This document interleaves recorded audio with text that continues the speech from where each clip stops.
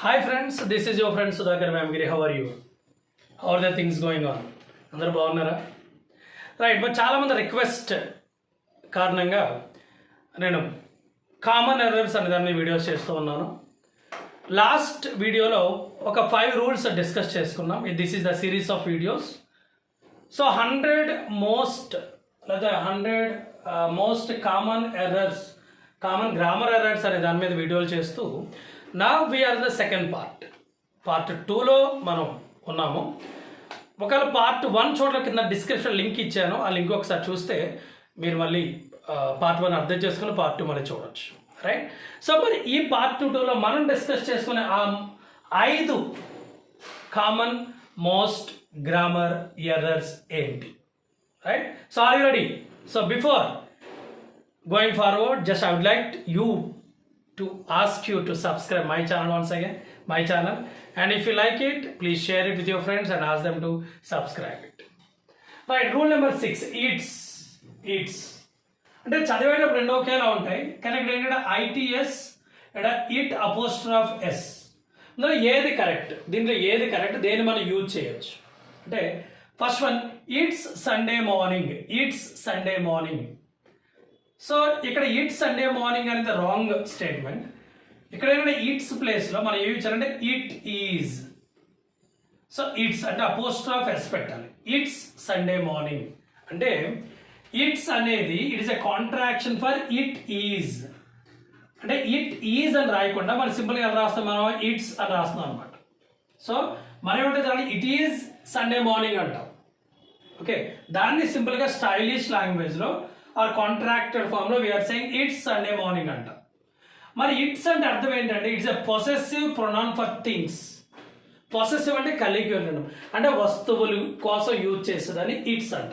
So be careful while you are using its and it's with apostrophe yes.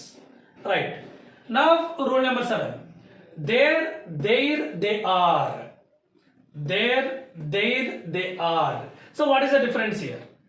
Parents work for their children and parents work for their children. So which is the correct one? So ఇక్కడ their అనేది correct one. ఎందుకు అంటే there అంటే ఒక ప్లేస్ని సూచిస్తూ ఉంది, అలాగే దేర్ అంటే పొసెషన్స్ అంటే వాళ్ళ పిల్లలు, అలాగే they are contraction form of they are. Okay, so అందువల్ల parents work for their children, వాళ్ళ పిల్లల కోసం కాంట్రాక్షన్ కాబట్టి their is the right answer. So there place, their possession, they are is the contraction form of they are. Next one unique and most unique, which is the correct one?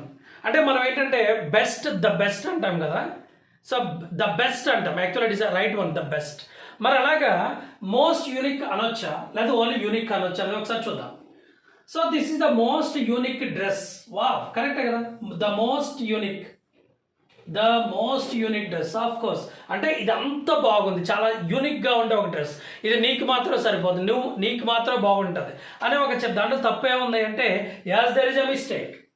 ఇక్కడ ఏంటంటే this is the unique dress అంటే సరిపోతుంది. Here we no need to use the most.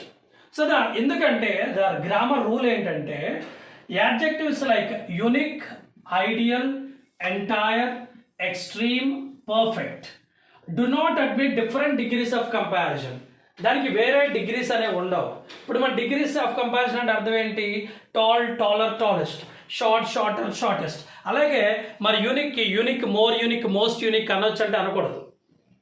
Especially for this one, unique, ideal, entire, extreme, perfect, దీనికి వేరే degrees of comparison అనేది అవసరం లేదు. Okay, so అందువల్ల వీటికి మాత్రం, ఈ అడ్జెక్టివ్స్ మాత్రం మనం మోస్ట్ అనేది యూజ్ చేయకపోయినా పర్వాలేదు. Right, 9th one me and అబ్బా. ఇది చాలా biggest very unique question or error for everyone. So me use చేయాలా, ఐ యూజ్ చేయాలా? Right, so Smith and me went to the mall. Smith, me అంటే నేనే కదా, స్మిత్ అండ్ మీ, స్మిత్ మరియు నేను మార్కెట్కి వెళ్ళాము, రైటే కదా. కానీ అది యాక్చువల్గా రాంగ్. మరి కరెక్ట్ వన్ ఏంటంటే Smith and I went to the mall. మరి ఇక్కడ మనకి డౌట్ రావచ్చు, ఎందుకు ఐ, వై నాట్ మీ అంటే when talking about doing some activity with someone else, use or here name followed by I. అంటే ఒక యాక్టివిటీ వేరే వాళ్ళతో కలిసి చేస్తూ ఉన్నప్పుడు అప్పుడు మీ అనేది మనం యూజ్ చేయకుండా we have to use I. So Raju and I, Raju and me కాదు. Okay, Raju and I. Next one alot and a lot.